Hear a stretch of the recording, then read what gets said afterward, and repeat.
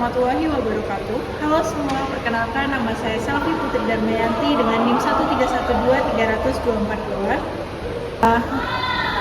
Oke, di sini saya Gregory Seraka Pradandika dengan NIM 1312324 Di sini kami akan menjelaskan, lebih utamanya adalah kelompok kami akan menjelaskan dan memaparkan bagaimana pembahasan kita tentang rancangan undang-undang yang membahas tentang kesejahteraan ayah dan anak.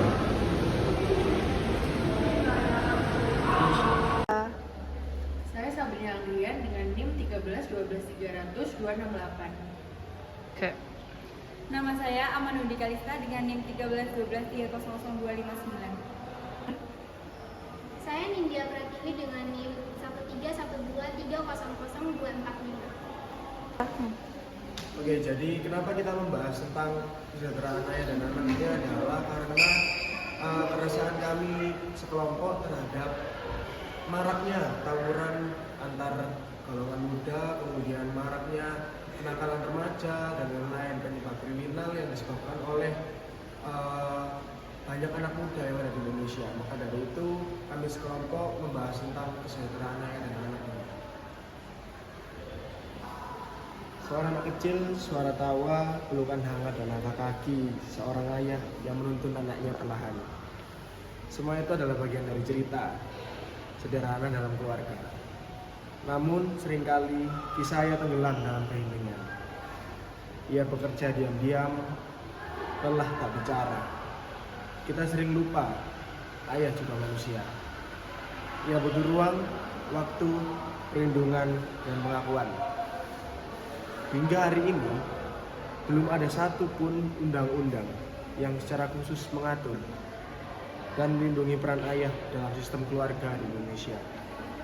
Padahal, ayah bukan hanya tulang punggung ekonomi, tetapi juga penyangga emosional dan dampingan utama dalam tumbuh kembang anak.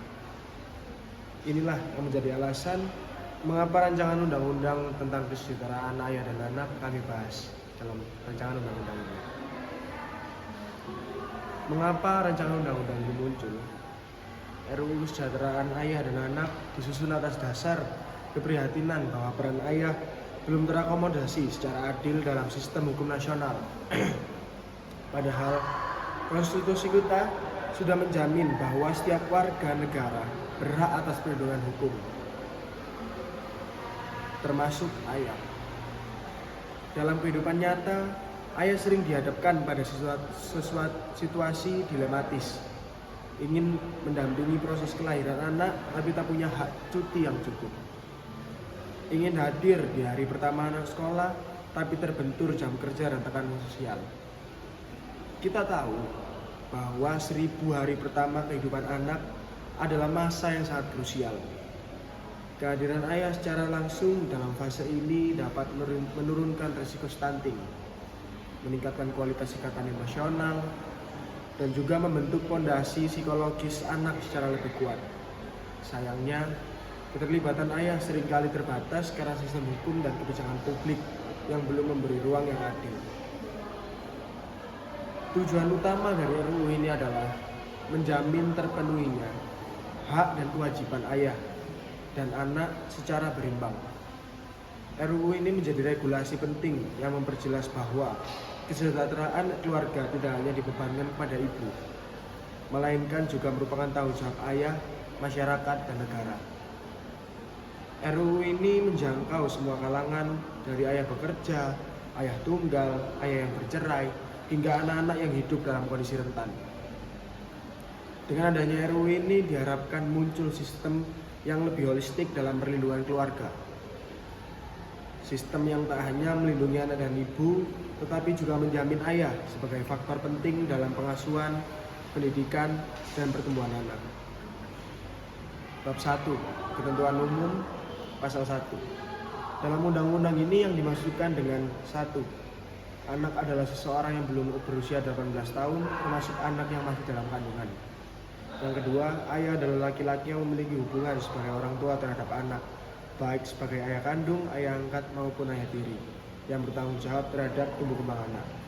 Yang ketiga, perlindungan ayah dan anak adalah upaya keluarga, negara, dan masyarakat dalam menjamin, melindungi, dan memenuhi hak-hak ayah secara adil, bermartabat, dan tanpa diskriminasi. Yang keempat, penyelenggaraan kesejahteraan ayah dan anak adalah upaya terarah, terpadu, dan berkelanjutan dengan memperhatikan pendekatan siklus hidup yang dilakukan pemerintah pusat, pemerintah daerah, dan masyarakat guna memenuhi hak dan kebutuhan dasar ayah dan anak. Yang kelima, Komisi Perlindungan Anak di Indonesia yang selanjutnya disebut KPAI adalah lembaga independen yang dibentuk berdasarkan undang-undang untuk mengawasi, evaluasi, dan memberikan rekomendasi atas pelaksanaan perlindungan anak di Indonesia. KPAI berwenang menerima pengaduan, memantau kasus, serta mengadvokasi hak-hak anak dalam berbagai situasi, termasuk kasus keluarga, kekerasan, dan pengasuhan. Dan masih ada pasal 6, nomor 6 dan nomor 7 yang akan dijelaskan dalam RUU ini. Pasal 2, penyelenggaraan kesejahteraan ayah dan anak dilaksanakan berdasarkan asas keimanan, ketakwaan kepada Tuhan Yang Maha Esa, keadilan, kesetaraan gender, perlindungan, dan kemanfaatan. Pasal 3, Undang-Undang tentang kesejahteraan ayah dan anak dimaksudkan untuk memberikan hak dan kewajiban bagi ayah dan anak terpenuhi secara adil. Pada dasarnya untuk memperkuat perlindungan dan kesejahteraan dalam hubungan antara ayah dan anak. Pasal 4, tujuan undang-undang tentang kesejahteraan ayah dan anak adalah A. Memenuhi kebutuhan dasar, B. Mewujudkan sumber daya manusia dan generasi penerus bangsa yang unggul, C. Mewujudkan kualitas hidup yang lebih baik untuk mencapai kesejahteraan lahir dan batin, D. Melindungi dari tindak kekerasan, diskriminasi, penelantaran, eksploitasi, perlakuan merendahkan derajat dan martabat manusia, pelanggaran hak asasi manusia, serta perlakuan melanggar hukum lainnya, dan E. Mewujudkan rasa aman dan nyaman. Kemudian bab 2, menetapkan hak dan kewajiban ayah, diantaranya menjaga anak dari kekerasan, eksploitasi, dan penelantaran, kemudian memberikan nafkah lahir dan batin, menjaga lingkungan rumah tangga yang sehat, bersih, dan aman, kemudian mengambil keputusan terbaik untuk kepentingan anak, baik dalam situasi perkawinan maupun perceraian. Ayah bukan hanya pelengkap administratif dalam akta kelahiran, tetapi juga manusia yang punya tanggung jawab sosial untuk menciptakan keluarga yang tangguh. Pada bab 2 ini terdapat bagian ke-1 yaitu hak ayah. Pada pasal 5 terdapat setiap ayah berhak mendapatkan pasal 5 ayat 1, cuti pendampingan ayah diperpanjang menjadi minimal 14 hari agar dapat lebih berperan dalam pengasuhan anak dan mendukung ibu pasca persalinan. Kemudian pasal 5 ayat 2, ayah memiliki tanggung jawab setara dengan ibu dalam merawat, mendidik, dan memenuhi kebutuhan anak. Kemudian pasal 5 ayat 3, ayah berhak mendapatkan layanan psikologi dan edukasi agar lebih siap dalam pengasuhan anak. Kemudian pasal 5 ayat 4, ayah berhak mendapatkan hak untuk menggunakan fasilitas penitipan anak di tempat kerja sehingga lebih terlibat dalam pengasuhan. Pasal 6 sendiri terdapat hak asuh anak yang berisi pada ayat 1 terdapat seorang ayah memiliki hak untuk mengasuh, membimbing, dan melindungi anaknya baik dalam kondisi pernikahan maupun setelah perceraian. Pada ayat 2, dalam hal perceraian, hak asuh anak ditentukan berdasarkan kepentingan terbaik bagi anak sebagaimana diatur dalam peraturan perundang-undangan yang berlaku. Dan ayat 3, jika hak asuh jatuh pada ibu, ayah tetap memiliki hak untuk berinteraksi dan menjalin hubungan dengan anaknya.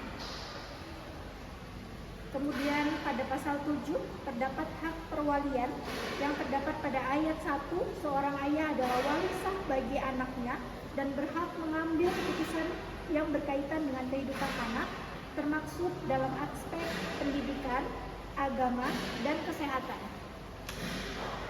Dan pada ayat 2 terdapat hak perwalian ayah dapat dicabut atau dibatasi oleh pengadilan jika terbukti melakukan tindakan yang merugikan anak.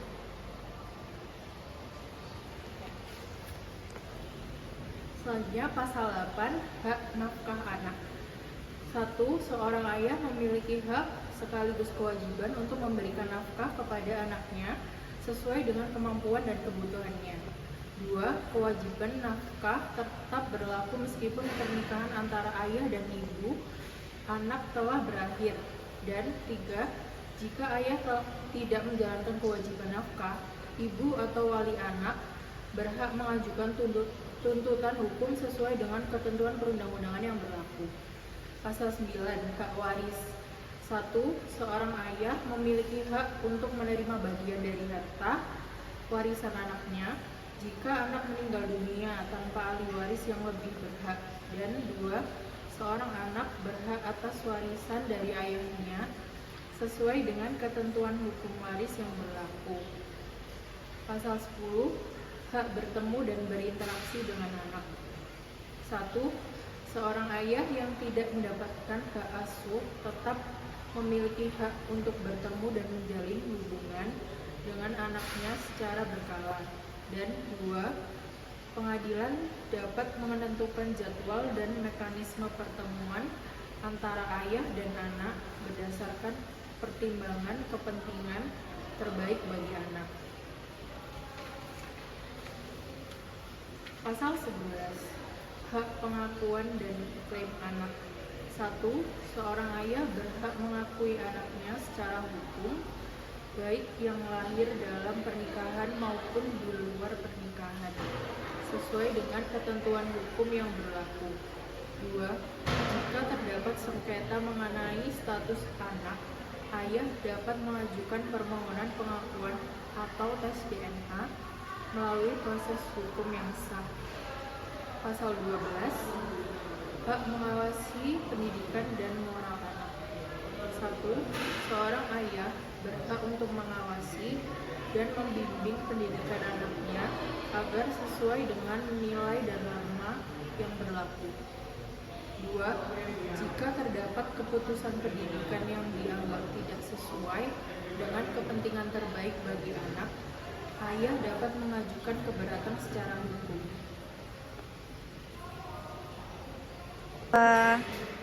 Selanjutnya pada bagian kedua, yaitu kewajiban ayah.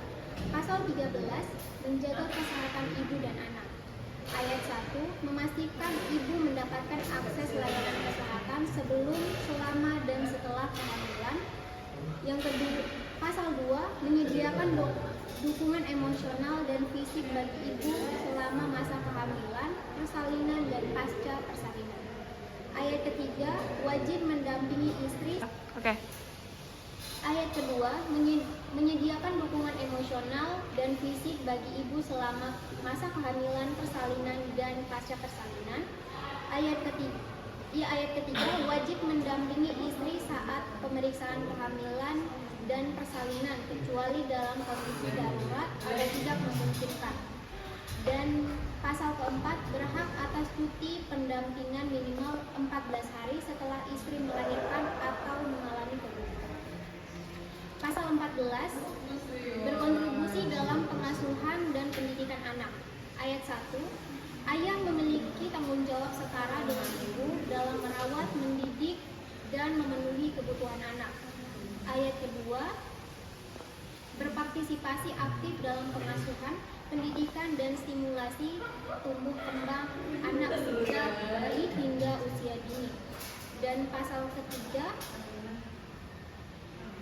ayat ketiga, ayat ketiga memastikan anak mendapatkan gizi yang cukup dan seimbang serta perawatan yang baik. Pasal 15, kewajiban asuh dan perlindungan anak. Ayat 1, seorang ayah wajib mengasuh, membimbing, dan melindungi anaknya agar tumbuh dan berkembang secara fisik, mental, spiritual, dan sosial. Ayat kedua, kewajiban ayah dalam pengasuhan harus dilakukan dengan penuh tanggung jawab dan tanpa tindakan yang merugikan anak, baik secara fisik maupun psikis. Ayat ketiga, menciptakan lingkungan rumah yang aman, nyaman, kondusif bagi perkembangan anak.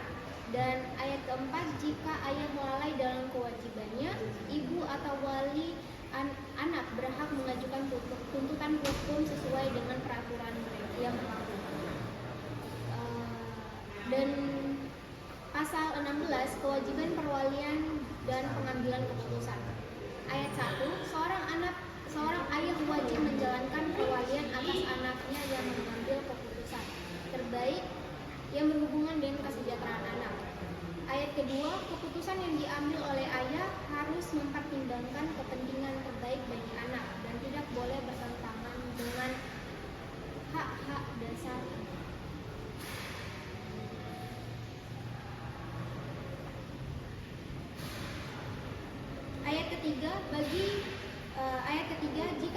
anak. Ayat ketiga, jika seorang ayah terbukti menyalahgunakan hak perwalian, pengadilan berwenang mencabut atau membatasi kewenangannya sebagai wali. Terima kasih. Bab 3. Hak anak. Pasal 17 ayat 1. Setiap anak berhak a.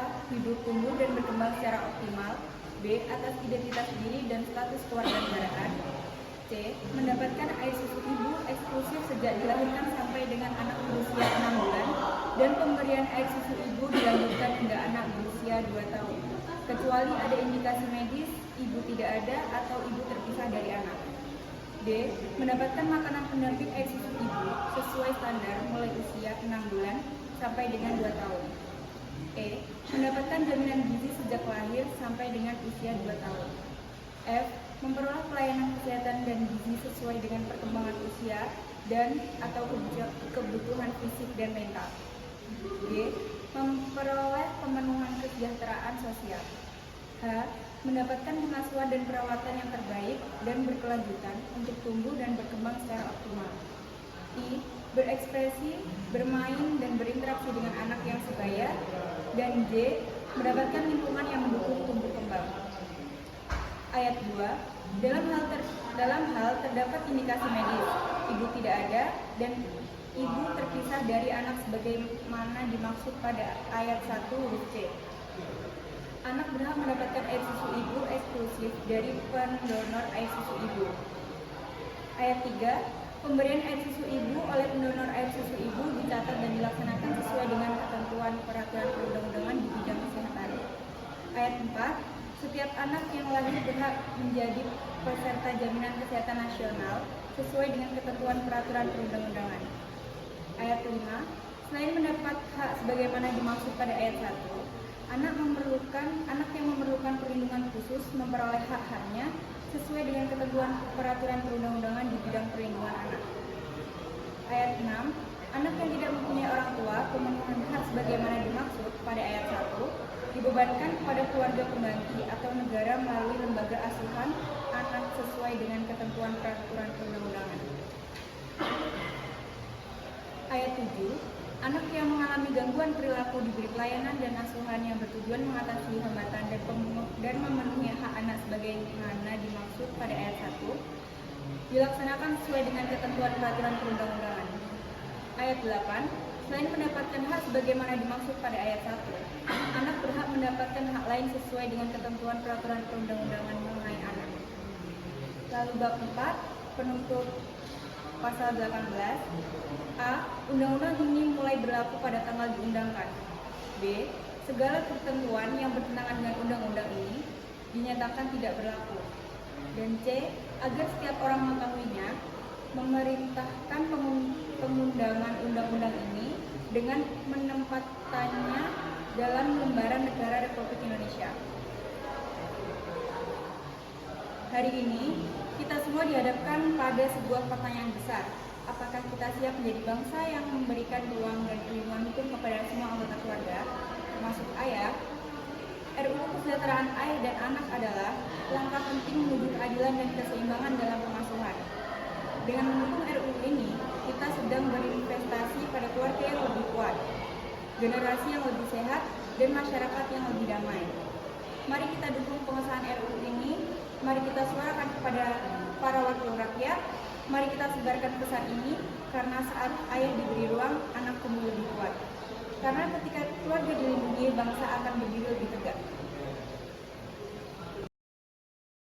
Baik, pengertian RUU Kesejahteraan Ayah dan Anak ini adalah rancangan peraturan perundang-undangan yang bertujuan untuk menjamin pemenuhan hak dan tanggung jawab ayah serta perlindungan menyeluruh terhadap anak dalam rangka mewujudkan kesejahteraan keluarga dan ketahanan nasional. RUU ini lahir dari kesadaran bahwa kesejahteraan anak tidak bisa hanya bertumpu pada peran ibu, tetapi juga membutuhkan keterlibatan aktif dan penguatan peran ayah dalam kehidupan anak. Kemudian latar belakang dari RUU ini adalah regulasi dan kebijakan publik di Indonesia cenderung lebih menekankan peran ibu dalam pengasuhan dan perlindungan anak. Ayah seringkali hanya diposisikan sebagai pencari nafkah, bukan sebagai figur pengasuh atau pendidik dalam keluarga.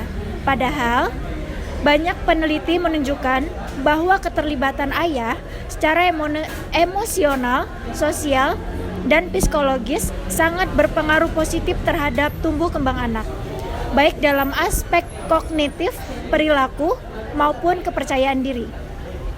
Selain itu, masih minimnya fasilitas dan kebijakan yang mendukung peran ayah dalam pengasuhan seperti cuti ayah, edukasi parenting untuk ayah, dan layanan konseling keluarga, membuat ayah seringkali terpinggirkan dari proses perkembangan anak. RUU ini hadir sebagai respon terhadap tantangan tersebut dengan mendorong peran ayah yang setara, aktif, dan terfasilitasi oleh negara. Kemudian tujuan dari RUU ini adalah satu, untuk menjamin terpenuhinya hak anak untuk mendapatkan kasih sayang, pengasuhan, perlindungan, dan pendidikan dari kedua orang tua, termasuk ayah. Yang kedua, mengakui dan memperkuat peran ayah dalam keluarga, khususnya dalam pengasuhan dan tumbuh kembang anak. Yang ketiga, memberikan perlindungan hukum terhadap anak, terutama dari kekerasan, eksploitasi, dan diskriminasi.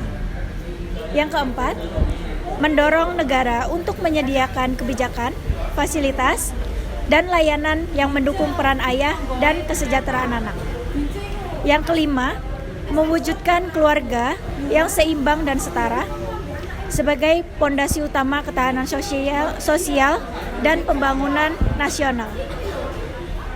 Ruang lingkup dari RUU ini meliputi hak dan tanggung jawab ayah dalam pengasuhan anak. Yang kedua, pemenuhan kebutuhan dasar anak, termasuk kesehatan, pendidikan, dan identitas hukum.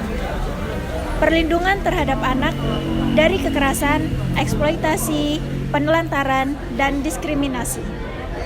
Kemudian ada kebijakan cuti ayah dan fleksibilitas kerja bagi orang tua untuk mendampingi anak. Kemudian ada pemberdayaan dan edukasi ayah sebagai bagian dari pembangunan keluarga. Kemudian ada peran negara dan masyarakat dalam menjamin kesejahteraan ayah dan anak. Ada tanggung jawab lembaga pendidikan, layanan kesehatan, dan dunia kerja dalam mendukung peran keluarga secara inklusif. Kemudian, RUU ini memiliki manfaat dan dampak positif bagi masyarakat sekitar, yaitu anak mendapatkan perhatian yang utuh dari kedua orang tua sehingga tumbuh lebih sehat secara emosional dan mental. Kedua, ayah merasa lebih dihargai dan berdaya dalam menjalankan peran keluarga. Yang ketiga, terbangunnya pola pengasuhan yang setara dan adil di dalam rumah tangga. Yang keempat, munculnya budaya kerja dan kebijakan publik yang ramah keluarga. Kemudian, terdapat turunnya angka kekerasan terhadap anak karena meningkatnya kesadaran dan tanggung jawab orang tua. RUU ini juga mempunyai tantangan implementasinya, yaitu seperti budaya patriarki dan stereotip peran gender yang masih melekat pada masyarakat. Kemudian, kurangnya kesadaran ayah tentang pentingnya peran pengasuhan anak. Yang ketiga, keterbatasan fasilitas dan regulasi pendukung seperti minimnya cuti ayah atau layanan parenting untuk pria. Kemudian terdapat perlu adanya sinergi antar kementerian dan lembaga agar kebijakan ini tidak tumpang tindih dengan regulasi lain. Kemudian RUU ini memiliki kesimpulan yang sangat lengkap, yaitu adalah RUU ini merupakan inisiatif legislatif yang sangat penting dan relevan dalam konteks pembangunan keluarga yang inklusif, berkeadilan, dan berkelanjutan di Indonesia. Selama ini, regulasi yang mengatur mengenai kesejahteraan keluarga cenderung berfokus pada ibu dan anak. Sementara, peran ayah belum banyak diakomodasi secara sistematis dalam kerangka hukum nasional.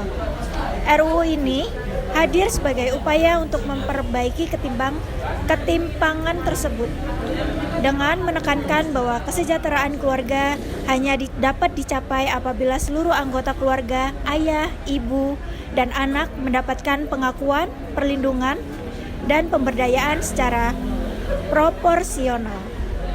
Kemudian, secara substansi, RUU Kesejahteraan Anak ini mengatur berbagai aspek yang begitu penting seperti hak ayah dalam pengasuhan dan peran emosional terhadap anak, dukungan terhadap ayah sebagai bagian dari sistem keluarga, perlindungan terhadap anak dalam segala aspek kehidupan, serta peran negara dalam menjamin pemenuhan hak-hak tersebut.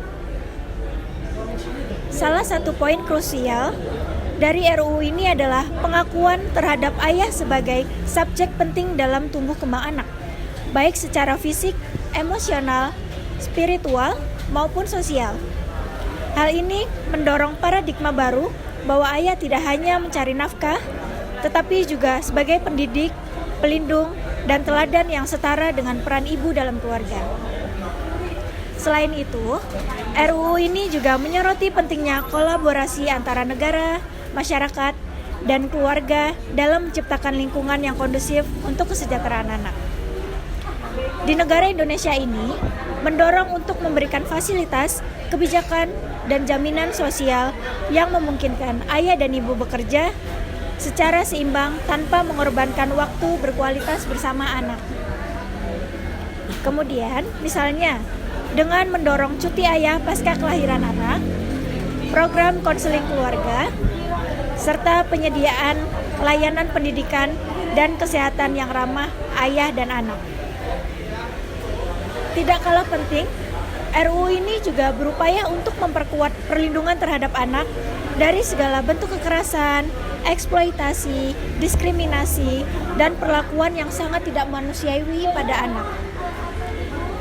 Perlakuan anak sebagai generasi penerus bangsa harus ditempatkan sebagai subjek yang memiliki hak-hak asasi yang tidak dapat dikurangi dalam keadaan apapun. Dalam hal ini, keberadaan ayah yang peduli, terlibat, dan bertanggung jawab menjadi kunci penting dalam menciptakan perlindungan holistik terhadap anak. Dengan demikian, RUU Kesejahteraan Ayah dan Anak merupakan sebuah fondasi yang sangat strategis dalam membangun ketahanan sebagai unit sosial terkecil yang berfungsi secara optimal. RUU ini bukan sekedar dokumen hukum, tetapi menjadi refleksi dari perubahan nilai dan pandangan masyarakat terhadap peran keluarga, terutama ayah, dalam perkembangan anak dan kehidupan berbangsa. Melalui pengesahan dan implementasi yang konsisten dari RUU ini, diharapkan akan tercipta generasi yang tumbuh dalam lingkungan yang sehat, penuh kasih sayang dan berdaya, serta keluarga yang harmonis, setara, dan saling mendukung.